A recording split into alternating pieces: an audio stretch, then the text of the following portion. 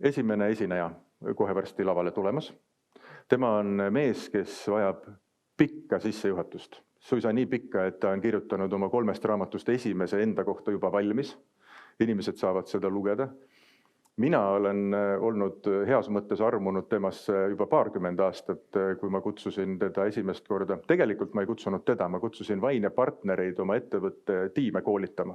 Vain ja partnerid olid tollel ajal ülikuum koolitusfirma. Kui sa neilt midagi ei ostnud, siis sa ei olnud päris õige nagu juht ka.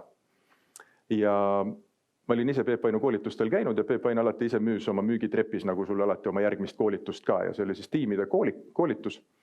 Ja mina olin nii valmis, et nüüd tuleb maailma parim konsultant ja juhtimisõpetaja Peep Vain meie ettevõttesse, aga tuli hoopis Aivar.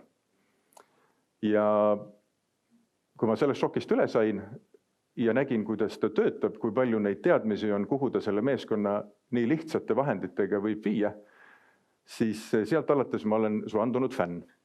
Nüüd ma lugesin su raamatut ja olukord läks veel hullemaks. Nüüd ma kutsusin su siia ja mul oleks hea meel, kui sa tuleks lavale ja räägiks ise ausalt, mida sa sellest kõigest arvad.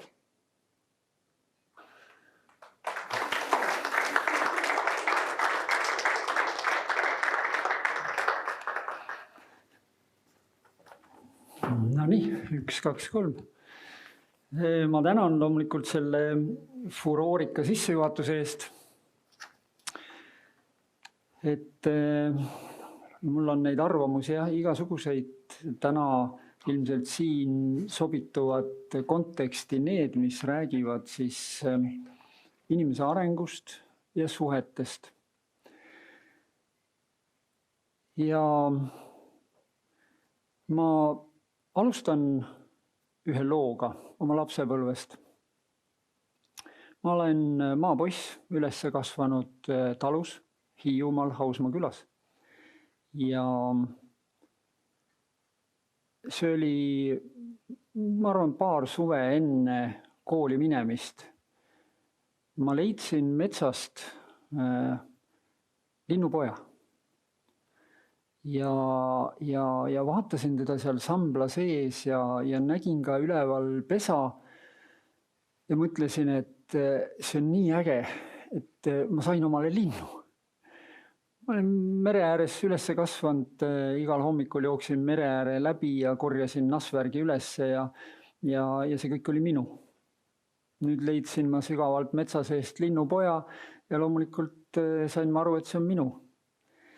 Võtsin ta siis koos selle samblatutiga ja värises ja tudises seal ja viisin ta siis maailma kõige targema inimese juurde, kes oli minu vanaisa. Ja ütlesin, et näed, vanaisa, ma sain linnupoja. Ja ma tahan ta suureks kasvatada. Ja vanaisa ütles selle peale, et tubli, et lähme vaatame, näita mulle, kus sa selle linnupoja leidsid. Lähme koos vaatame selle koha ka üle. Läksime siis sinna ja siis vanaisa ronis ülesse. Ronis sinna linnupesa juurde, siis ronis alla tagasi ja siis palus vaadata seda linnupoega ja ma siis hoidsin ja siis vanaisa vaatas tõstis ühte tiiba ja teist tiiba ja siis ta näitas mulle, et ühe tiiva all olid kõik suled puudu ja külg oli selline imelik. Ja ütles mulle, et tead, Aivar, et see pesa üleval oli korras. Aga lindudel on selline seadus, et kui see linnupoeg ei ole elujõuline, siis ema lükkab ta pesast välja. Ühestki korralikust ema hästi tehtud pesast, ema ja isa pesast, ükski linnupoeg välja kukkuda ei saa. Et ikka ema lükkab välja. Ja ta ütles mulle, et tead, kui sa nüüd võtad selle oma hellast südamest, siis sa pead teadma, et see lind ei hakka mitte kunagi lendama. Ja linnu elu ta enam mitte kunagi elada ei saa. Ta sõltub sellest, mida sina temaga teed. Sa pead tema eest kogu aeg hoolt kandma. Aga siin on veel üks oht. ja see on see, et vaata, kõik need linnupojad ja kõik, kes on elujõuetud, kukuvad metsa põrandale. Ja see on toidulaud. Ja kui nüüd see näriline, on see kärp või on see nugis, kes siis on harjunud seal toidulaua pealt otsima süüa endale, ei leia seda süüa, siis võib juhtuda, et ta läheb sinna ülesse puu otsa ja lõhub terve pesa. Ja ma mäletan seda tunnet, seda suurt segadust kõigepealt enda sees. Ja ma mäletan seda, kuidas selle segaduse sees hakkas selgus tekkima. Ja see oli väga valus. Aga ma võtsin ja panin selle linnupoja sambla peale tagasi. Ja siis me läksime vanaisaga koju tagasi. Ja vanaisa ütles mulle, et see oli mehine otsus.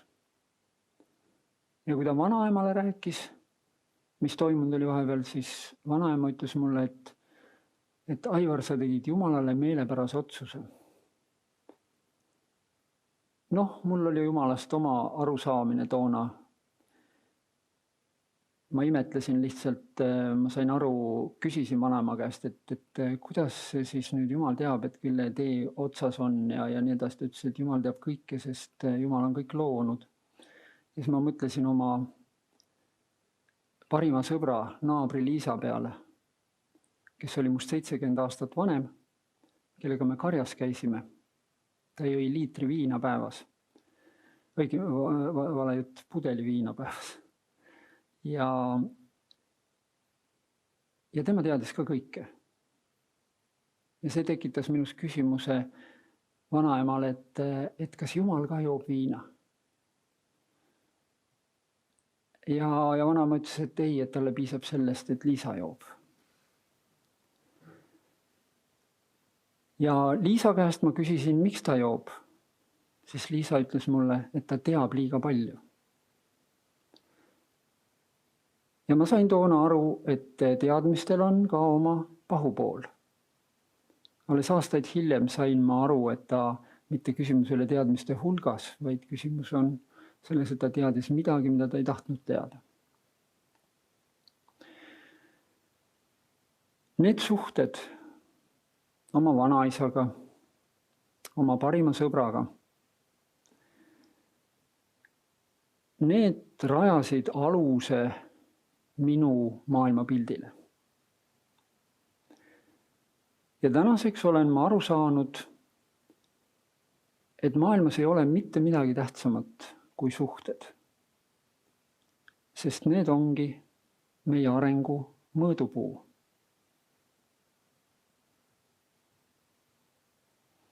Doris Karev on väga ilusti öelnud. Armastust ei saa mõõta. Armastus mõõdab meid nagu uksepiit lapse kasvamist. Ja suhted, meie suhete kvaliteet on sarnane uksepiit samuti. Sest kuidas see armastus muul moel sünnib ja edasi kandub, kui just läbi nende samade suhete. Ja mul on tunne, et meie haridussüsteem väärtustab suhteid liiga vähe.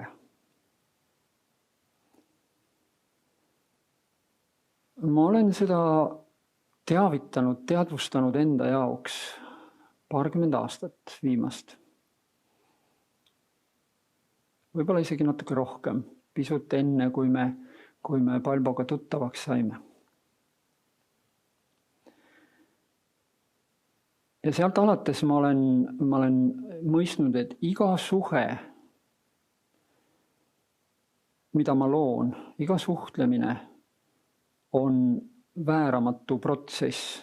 Ma kas loon sellega usaldust, armastust või vastupidi, lõhun ja lammutan seda. Kui suhted jäävad ripakile, siis nad lähevad halvaks.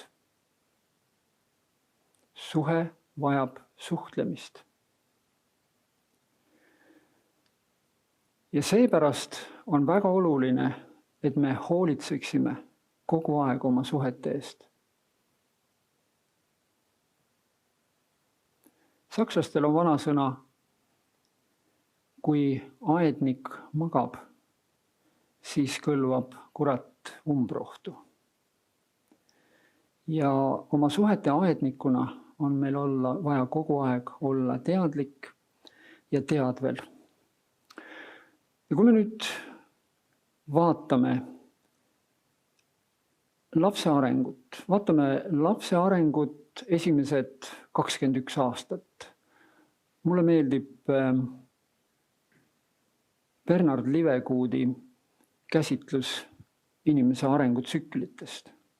Ta tugineb Rudolf Steinerile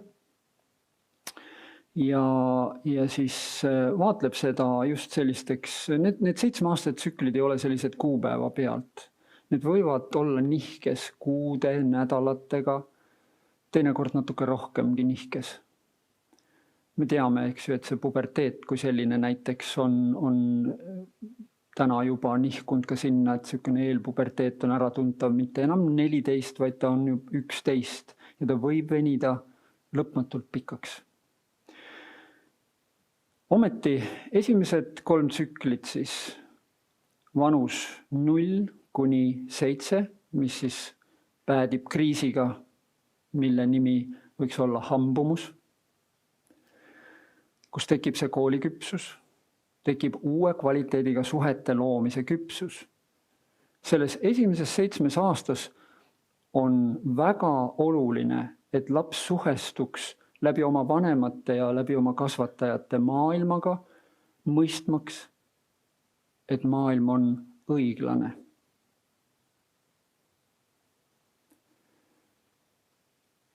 Üks oluline võti on muinasjutud.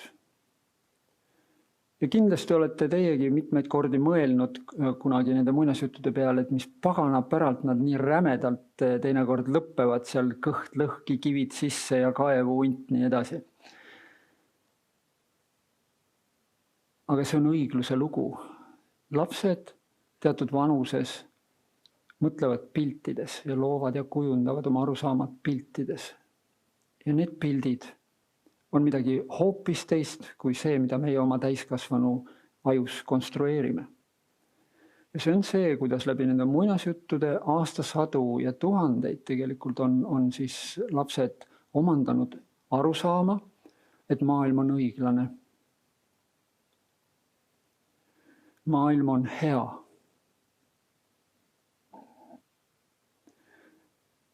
Kogu see esimene 7 aastat õpitakse matkides.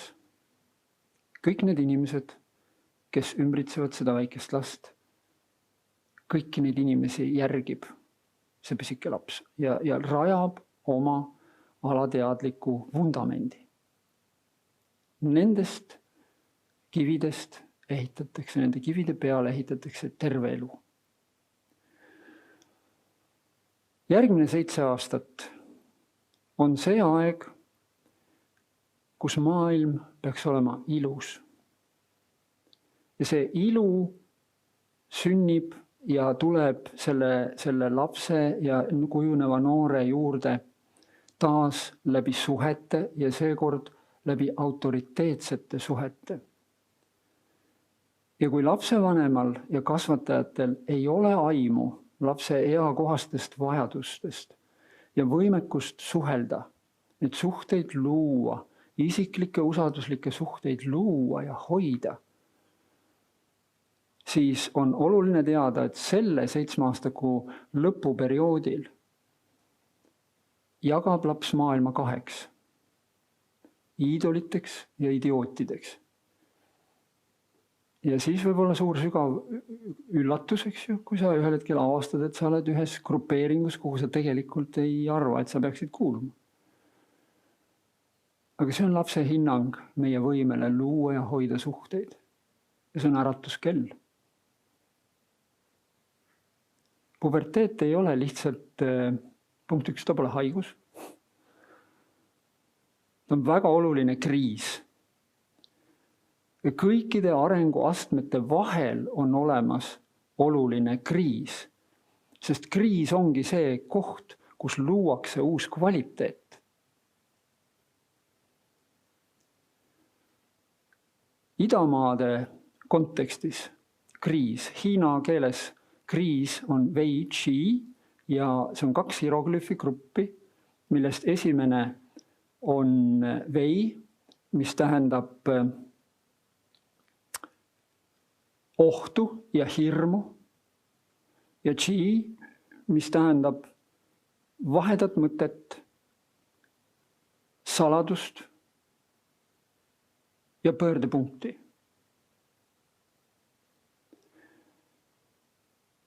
Lääne kultuuris on meil võtnud aluseks kreeka, siis kreeka keeles krino tähendab samamoodi pöördepunkti. See on üks koht, kus tegelikult luuakse uus kvaliteet ja kriis on hädavajalik. Ilma kriisita ei ole võimalik uut kvaliteeti saavutada. Ise küsimus on, et kas selle kriisi peab laskma tõsiseks konfliktiks kujuneda, sellesse ma ei usu. Aga kriis on vajalik. See on nagu sisse ja välja hingamine, sellest ei saa mitte kuidagi üle. Kui me oleme lihtsalt nutikad, targad, õpihimulised, avatud, siis meil on võimalik see kriis läbi kulgeda palju väiksema kulumise hinnaga. Kui me nüüd oleme teadlikud sellest, siis et see kriis on vääramatu, paratamatu. Me võib-olla õpime inimese arengust rohkem, kui seda meile koolis õpetatakse. See sama livekuud toob neid järgnevaid perioode edasi. Võtame praegu, meil on täna statistiliselt keskmine Eesti naine, kõlab väga imelikult, ütleme niimoodi. Aga ütleme, et esimene sünnitus, esmasünnitus Eestis sünnib statistika järgi vanuses 28. Aastakümneid tagasi oli see 21, nüüd on see 28. Ehk siis üks arengu etapp edasi. Ja seal ei ole midagi valesti, see lihtsalt on nii. See on emantsipeerumise kõige muu tulemus või siis tagajärg, oleneb vaatenurgast. Aga see lihtsalt on nii, me peame seda endale teadvustama. Mida see tähendab? 28. eluaastast, eks ju, algab siis tegelikult nüüd 5. arengutsükkel juba. Ja see 5. arengutsükkel kestab 35. eluaastani ja selle sees sellised unistused muutuvad plaanideks. Noored inimesed kärbivad oma sinilinnussuled ära ja väga enam sealt ei õilmitse ega unista sinna kuskile, vaid nendel on plaanid. Nad panevad maja nurgakivi maha ja nad hakkavad rajama oma kodu ja mõtlevad, kuidas see ikkagi luua nagu selline igavene, et see oleks nagu päris. Nad muutuvad palju materialistlikumaks, kui nad olid varem. Siis läheb laps kooli, nende esiklaps, eks ju. Ja nemad ise alustavad seda protsessi järgmist 7 aastat, nad kõik alustavad seda protsessi, eks ju, mis siis päädib selle tsükli lõpus, päädib lapse puberteediga. Aga selles nüüd, vanuses 35–42 on täiskasvanul lapsevanemal. Nüüd see koht, kus see kindluse vundament nüüd on paigas ja nüüd hakatakse sinna peale müüre ehitama. Nüüd on kõik asjad saavad oma kindlad piirid. Elu läheb nagu väga selgelt paika, raami. Ja nüüd kujutage ette, et kui see järjest jäigemaks muutuv, sükene eneseteadlik ja kõik on minu kontrolli all ja mina ehitan seda kindlust üles, mina ütlen, kuidas asjad on. Ja see kohtub nüüd selle tegelasega, kellel muuses limbilises süsteemis ehk selles lähenemise mehhanismis ühel hetkel käib niisugune pauk, suur pauk. 7-kordse kiirusega väidavad siis teadlased, hakkab limbiline süsteem, lähenemise mehhanism arenema, kasvama. Ja see on see, mis ütleb, et ma kohe kiiresti ruttu, kähku, ma pean selle saama. Ja see on nagu auto gaasipedaal. Ja nüüd eesajukoor, kus asuvad siis, kus on see koht, kus luuakse need sünapsid, mida me siis ütleme, et vastutus. Siia ei ole võimalik luua mitte midagi, sellepärast et eeldused puuduvad. Eesajukoor ei jõua sellele arenguplahvatusele järgi. Ja selle asja nimi ongi puberteet ehk murdeiga. Ja nüüd me võime vaadata, gaasipedaal põhjas, pidurit ja rooli ei ole. Väga huvitav auto. Aga juhin tähelepanu, et see ei ole auto. See on laps. See on noor inimene, kes ei saa aru ise, mis temaga toimub. Ja kui nüüd ei ole neid isiklikke usalduslikke suhteid ette valmistatud, siis on päris keeruline. Mina käisin oma vanemat tütart paar korda bussipeatusest ära toomas, tagasi palumas. Ta lihtsalt pani jooksu. Mina ise läksin 14-aastaselt kodust ära. Minu ja ema suhted olid väga keerulised. Tema oli just see, kes ehitas üles selle tohutu kindluse.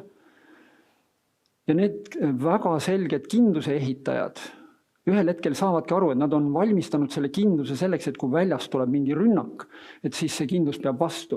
Aga mis juhtub tegelikult? See kindluse uks lüüakse eest ära seest poolt. See on täiesti ootamatust nurgast. Ehk see inglikene, sellest inglikesest saab nüüd korraga põrguline. Ja kui nüüd küsida, eks ju, et mis me siis nüüd teeme, siis tegelikult on vastuseid on väga, väga nagu napilt. Üks mu hea kolleeg Luksemburgist ütles kunagi, et mis seal ikka, et see on nagu Luksemburgi lennurünnak, eks ju, et mine keldrisse, pane uks kinni ja kui rünnak on läbi, siis mine välja, vaata, mis päästa saab. Et see oli selline pragmaatiline nali. Aga see on see koht, kus täiskasvanul lapsevanemal tuleb õppida ennast paindlikuks võimlema uuesti ja puberteet on minu vaatenurgast evolutsioonilise arengu võti. See on tingimusteta armastuse ämmaemand. Sest puberteet õpetab meid nüüd kas siis säilitama seda rahu, alles looma selle rahuseisundi enda sees, otsima seda, kujundama seda. Ja sealt edasi, nüüd, kui me oleme teinud eeltööd, siis võib öelda, et mina oma 2 järgneva lapsega, poja puhul, kes oli teine laps, siis 2 aastat hiljem, siis oli üks ilmekas juhtum, kus ta tuli mu juurde ja ütles, et isa, et kuule, kas midagi on hästi ka? Et sa ainult vingud. Ja see ausus viis mind nagu plaksust hetkega 40 aastat tagasi. Mul tuli meelde, mina ise 14 ja ma mõtlesin seda, mu ema-isa olid lahutanud, kui ma olin 10 ja tehti mulle ettepanek, et vaata, kui ma ka seda elada. Pole nagu hullemat ettepanekut mul elus kunagi tehtud. Ja ma mäletan seda tunnet enda sees, kui ma mõtlesin, et ma tahan, et mu kõrval oleks isa, kes ütleb, et kõik saab korda. Ma tahan, et ta toetaks mind ja mul ei olnud teda. Ja vot see tõi minu nüüd selle oma pojaga suhtes maa peale ja ma sain aru, et kuigi ma olin teadlikult läinud ja loonud neid suhteid ja hoidnud, et selleks puberteediks valmistuda, siis ma ikkagi olin liiga survestav, liiga intensiivne. Ja ma ütlesin talle, et ma palusin ta käest andeks. Ma ütlesin, et anna andeks, tead, mul ei ole endal olnud isa, mul ei ole olnud eeskuju. Ja ma ei tea, kuidas hea isa käitub selles olukorras. Aga ma ei taha sulle mitte kunagi survet tekitada. Ma soovin, et sa saaksid aru, et ma tahan sind toetada. Ma mitte kunagi enam ei vingu. Ja kui sa näed, et see oht on, siis palun anna kohe märku. Ja sealt alates on minu ja poja suhted olnud ääretult head. Me oleme väga head sõbrad. Tänase päeva on, ta on täna 22. Ja ma usun, et ka edasi. Teise tütrega, teine tütar on 16 ja on need ilmingud läbi käinud, aga ütleme, et tundub, et me saame palju lihtsamalt hakkama kui varem. Miks ma seda räägin? Esiteks, see kriis on möödapääsmatu, see tuleb meie juurde ja see on eakohane, see õpetab meid, täiskasvanuid. Ja me peame olema kriisideks valmis. Järgmine 14–21, eks ju, see on see aeg, kus siis noor inimene jälle läbi suhete saab aru, mis on tõene. Maailm on tõene. Ja küsimus on, mis on tõde? Mis on see tõde, mida see noor inimene siis nüüd 14. kuni 21. eluaastani, kui ta füüsiliselt täis kasvab, mis on see tõde, mille ta siis tegelikult omaks saab? Kas see on see vääramatu ja kindel lõplik tõde, mis on kuskil õpiku kaante vahel? Või see on arusaamine sellest, et elu on väga avar ja neid tõdesid võib olla väga palju, väga mitmeid. Ja need tõed sõltuvad kõik vaatenurgast.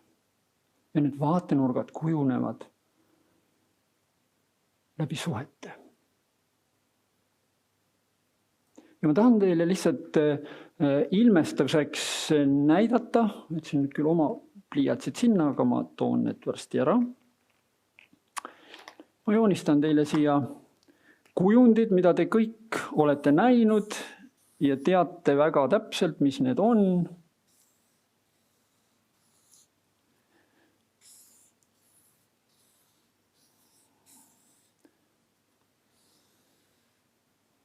Need on 3 siin vaadet ühele objektile. See objekt on täisnurkse põhjaga.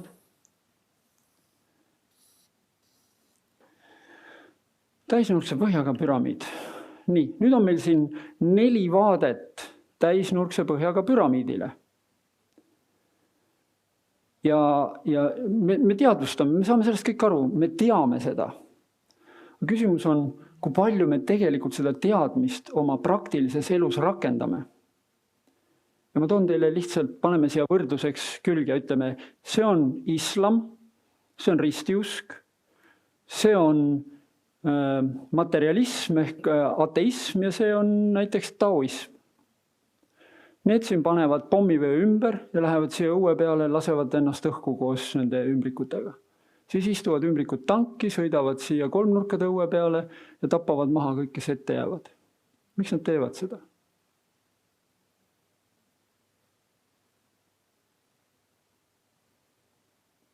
See ei ole retooriline küsimus. Jah, meil on oma tõde. Ja mis see tõde on? Kui te paneksite selle ühte lausesse, miks nad teevad seda? Neil on see pühas raamatus kirjas. Neil kõigil.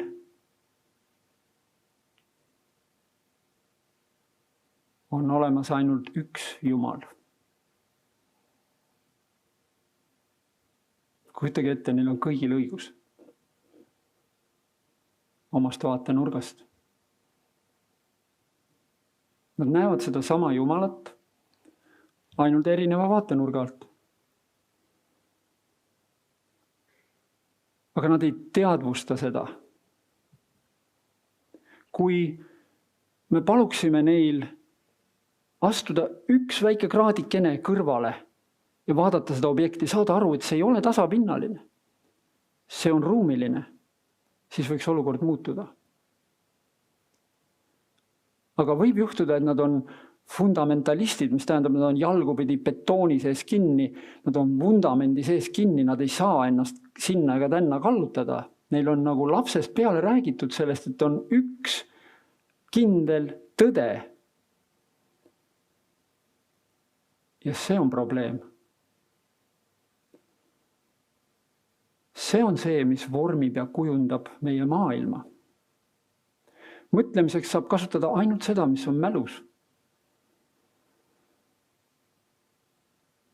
Mällu saavad asjad ja nähtused ainult läbi taju.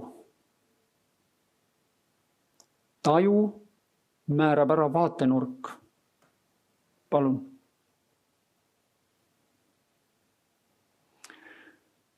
Ja nüüd, kui te küsite, et mida me tegelikult siis saame teha selleks, et see olukord võiks muutuda? Mis peaks muutuma meie haridussüsteemis? Loomulikult väga lihtne, ma olen 20 aastat, mis ma olen nüüd olnud tihedalt üldharidusega seotud, üldharidusvaldkonnaga, ja rääkinud seda, et koolidesse peab tulema suhtlemisõpetus, mitte lihtsalt mingisuguse vaba kavana, vaid see peab olema nagu matemaatika ja eesti keel, konkreetne aines, igas vanusegrupis. Siis mulle öeldakse selle peale, on öeldud kõik need aastad, et Aivar, ära pinguta üle. Me kogu aeg suhtleme.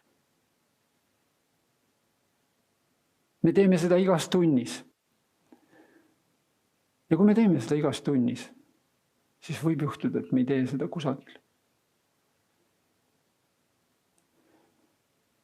Selle 20 aasta jooksul olen ma avastanud ühe väga olulise puuduse.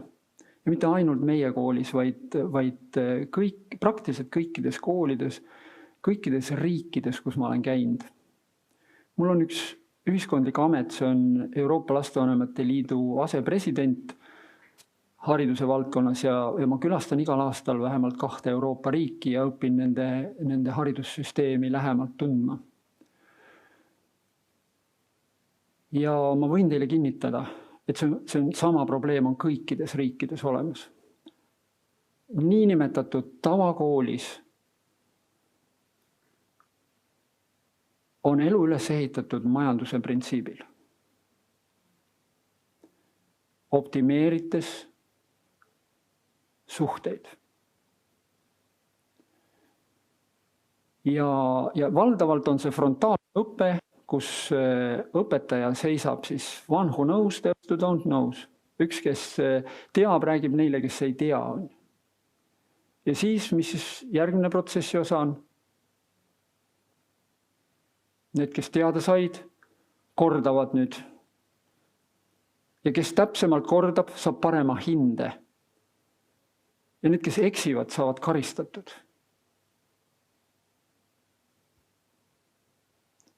See on meie tõsine probleem.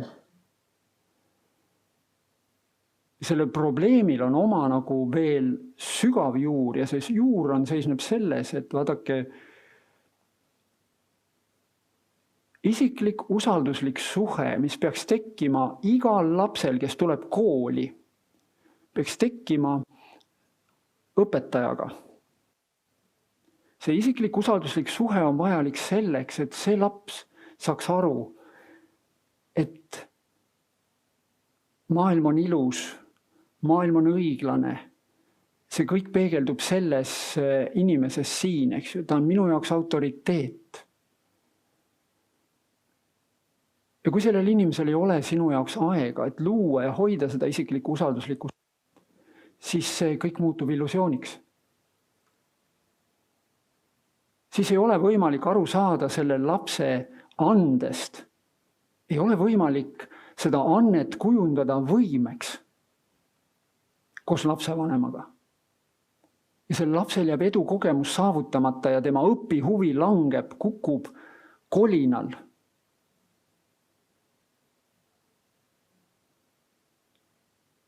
Selle kohta on tehtud väga palju väga mõjuvõimsaid uuringuid, aga need lihtsalt võetakse faktiliselt, need on põnevad, eks ju. Aga neid ei rakendata. Juba 68. aastal, eks ju, kui need otsiti NASAsse neid insenere, tehti innovaatiliste inseneride jaoks geniaalsuse test ja siis avardati see, tehti väikestele lastele, 5–5-aastastele lastele, 1600 last. Kas te teate, kui paljudel lastel, mitmel protsendil lastel avaldus geniaalsus selles vanuses 5? Kas keegi pakub? Jah, 98%, praktiliselt kõigil. Kas te teate, mis juhtus 5 aasta pärast nende samade lastega?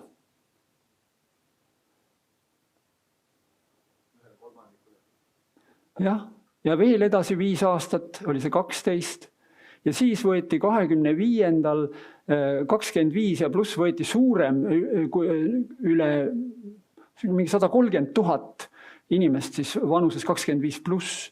Ja sealt jõuti väga selge arusaamani, et see geniaalsus, see sama tase oli saavutatav veel 2%. Kuidas see võimalik on? Et me säilitame endiselt seda sama koolisüsteemi.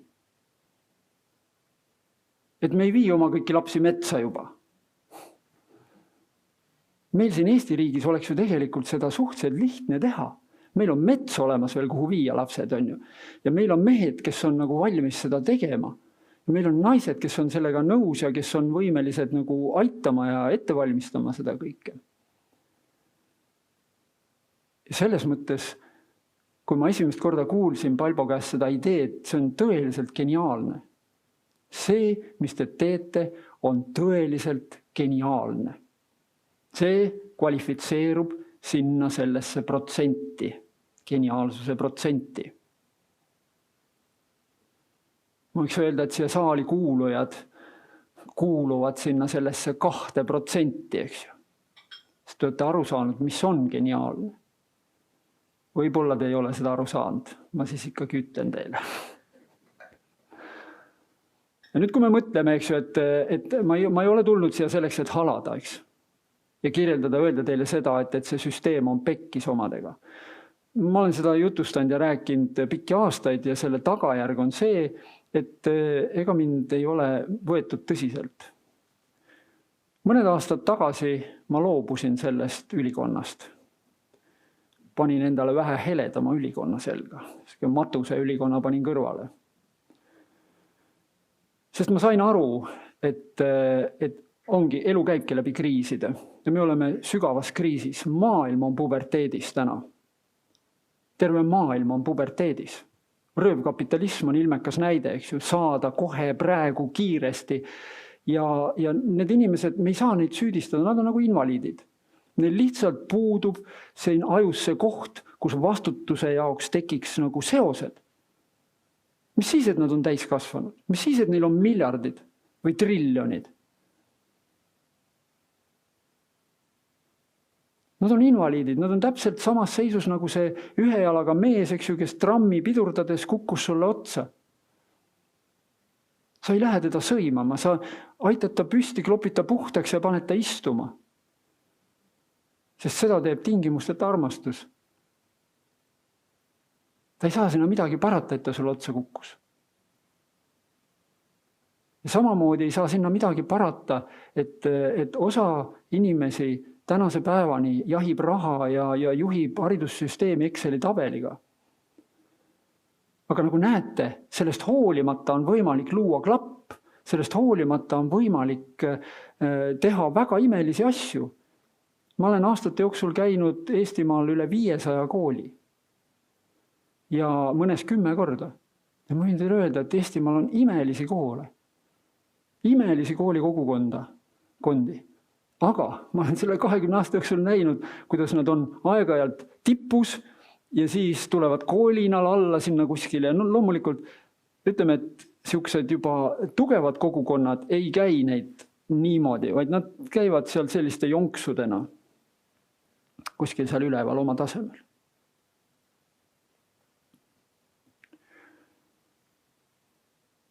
Palju mul aega on veel? see kõlas hästi. Ole ettevaatlik. Okei. Vaatame korraks, kas mul midagi olulist jäi ka ütlemata.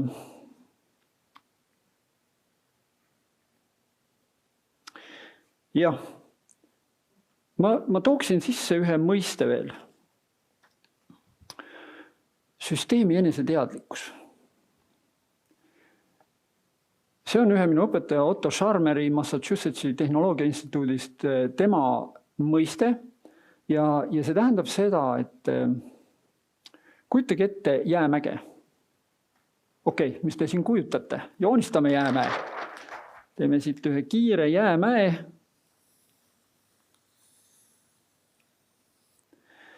Ja ütleme siis, et sellel jäämäel siin on niisugune meri ja jagame ta nüüd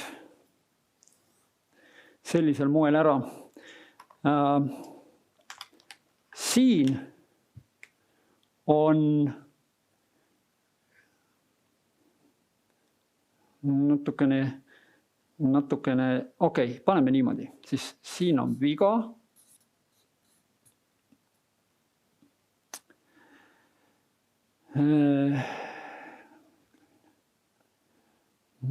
Siin on harjumus. Siin on mõtlemine.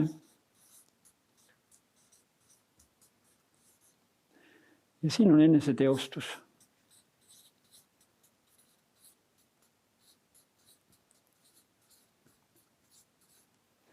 Nii. Pole vahet, kas sa oled arst või sa oled õpetaja või sa oled juht või sa oled teenindaja, spetsialist. Meie süsteem, aga võtame kõige lihtsam on, võtame aluseks näiteks õpetaja. Võtame arsti, võtame mõlemad, õpetaja ja arst. Nii. Fookus, kus kohas on fookus? Siin on fookus veal. Siin üleval, eks ju. See on nähtav, see on kõigile nähtav. Viga on nii. Õpetaja ja arst on nüüd, kes nad on? Nad on mehaanikud. Nad remondivad vea. See on see, millega täna valdav enamus õpetajad ja arste tegelevad. Teine tase, harjumus. Ja nüüd siin on siis terapeut. Ja ütleb, et söö paremini, maga rohkem, tee rohkem sporti, ära vihasta nii palju. Ja ta kujundab siis selle inimese sellist harjumuslikku poolt ringi, tegeleb teraapiaga. Siin on juhendaja, õpetaja ja arst nagu juhendajad, ütlevad, kuule, et luba, kui tohib, ma aitan sul mõtlemist natukene ümber koordineerida, eks ju. Et miks süüa seda ja miks teha üldse toda ja miks vaadata võib-olla seda asja üldse laiemalt. Miks vaadata seda kolmnurka ühe teise nurga alt? Ja siin on eneseteostus. Ja see eneseteostus saab võimalikuks läbi ämma-emanda, kes, ütleme niimoodi, et see, tegelikult siia ma oleks pidanud kirjutama eneseteadlikkus. See eneseteadlikkus on fookuses. Ja see aitab minna siis sellel inimesel, keda siis nüüd ämma-emand aitab, eneseteostus. Ämma-emand aitab naisel, emal ennast teostada emana. Ja siin on eks ju, siis mõtlemine fookuses, siin on harjumused fookuses, siin on viga fookuses. Ja kui te nüüd mõtlete seda, et te peaksite tulema ja kirjutama, panema, olete õpetaja, olete arst, olete spetsialist, olete juht, ja te peaksite tulema panema siia ühe täpikese, kus te täna olete, kus te täna oma igapäevase tegevusega olete. Ja võib väga suur tõenäosus on, et te tulete ja panete selle siia, sest teil ei ole aega. Teil ei ole aega tegelikult minna ja tegeleda siin, aga te tahaksite olla siin. Ma olen igal aastal noortele õpetajatele, algajatele õpetajatele mentoriks ja ma pean teile tunnistama, et kui nüüd õpetajad satuvad nii-öelda tavakooli, suurtesse klassidesse. 3 läheb ära. 3 noori õpetajaid lahkub igal aastal, mitte ainult minu mentori töö kontekstis, vaid üle terve Eesti. Miks? Sellepärast, et nad on absurdi olukorras. Nad teavad, mida teha, kuidas teha, nad on oma hingelt, tahavad lapsi aidata, nad on missionärid. Nad ei saa. Selleks ei ole piisavalt aega. Ja teie siin ruumis teate väga hästi, mida see tähendab, kui seda aega ei ole. Seda isiklikku usalduslikku suhet ei teki. Seepärast meil on väga selgelt vaja keskenduda sellele, et me igal hetkel oleme eeskujuks, leiame selle aja ja kingime selle. Sest see on see, siis mille me tagasi saame.